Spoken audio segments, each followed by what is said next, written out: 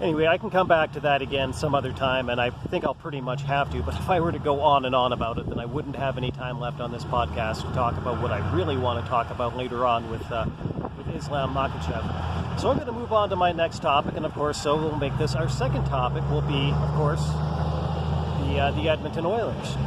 And so there was a big bit of news that happened to the Edmonton Oilers since the last time that I talked to you, and that, of course, Ryan Nugent-Hopkins signed a huge extension. And so it looks like he is going to be an Edmonton Oiler now through the remainder of his career.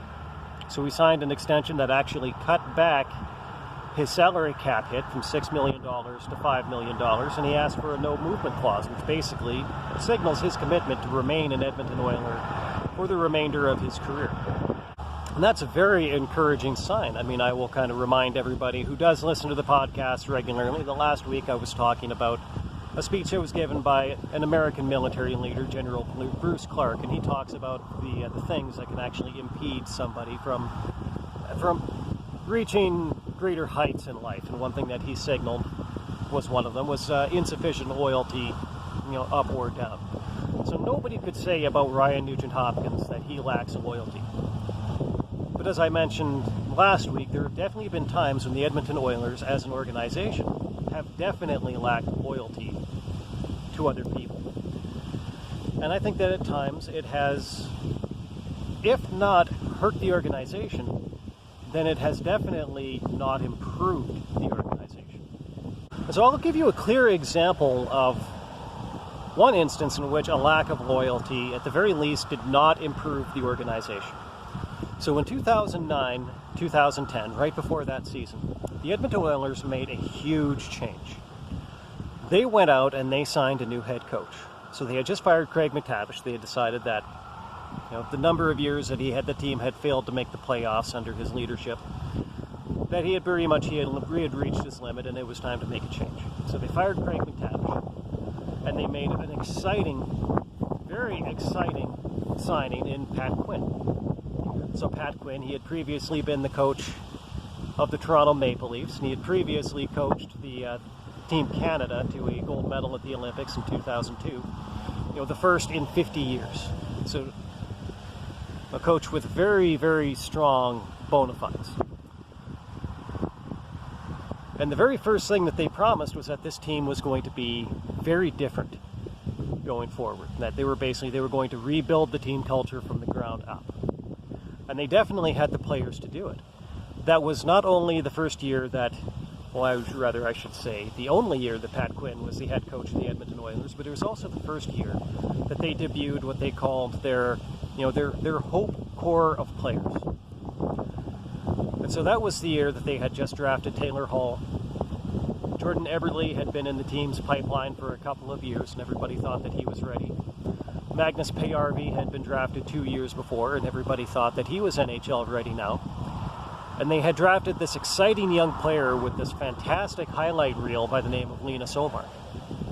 So they thought that these were the four players that were going to transform this team, and that Pat Quinn was the coach that was going to lead them to do it.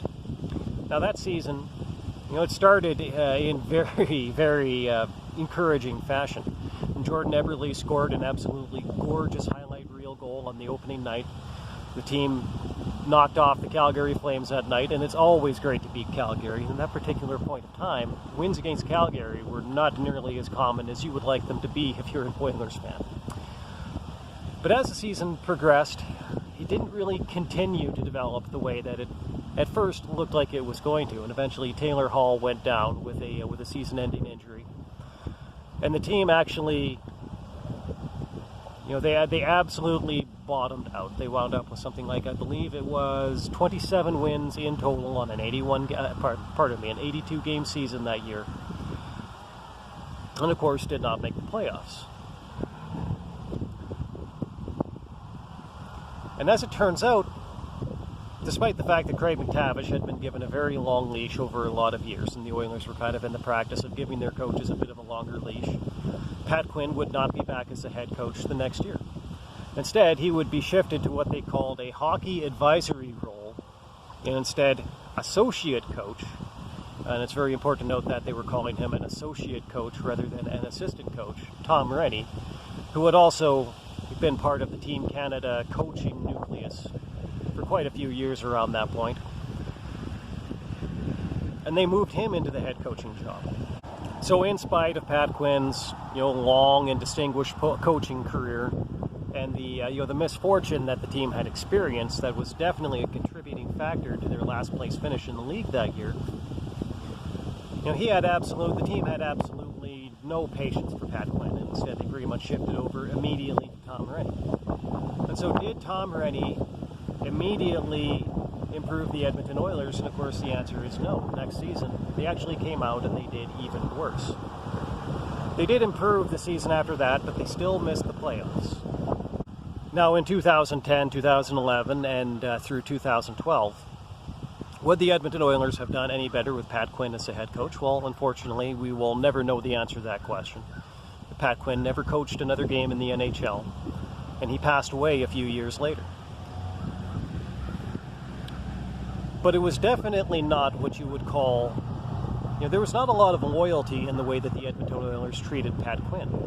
And I kind of do suspect that Pat Quinn, he must have had some degree of sensitivity to that.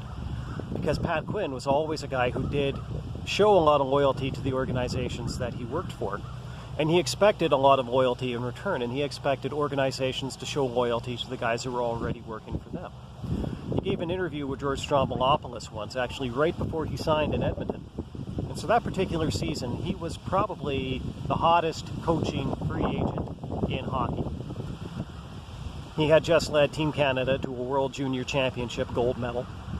And there were a lot of teams that were rumored to be talking about him. And one of the teams that was rumored to be talking to him was the Ottawa Senators. And he said in this interview with George Stroumboulopoulos, he said that that he would not have talked to the Ottawa Senators because they already had a coaching staff in place, and he basically had told them that, hey, if you want to talk to me about coaching your team, then you need to go and let the coach that you have know that he's out of a job before I'll talk to you. I'm not going to stab some other guy in the back and cut some other guy's throat just to get a coaching job in the NHL. Probably helped that he's Pat Quinn, and he definitely didn't need to do that. But Pat Quinn was definitely a guy that understood the value of loyalty. And when you look at his career coaching record in the NHL, I'd say that anything that Pat Quinn has to tell you about running a hockey team is something that you should definitely listen to.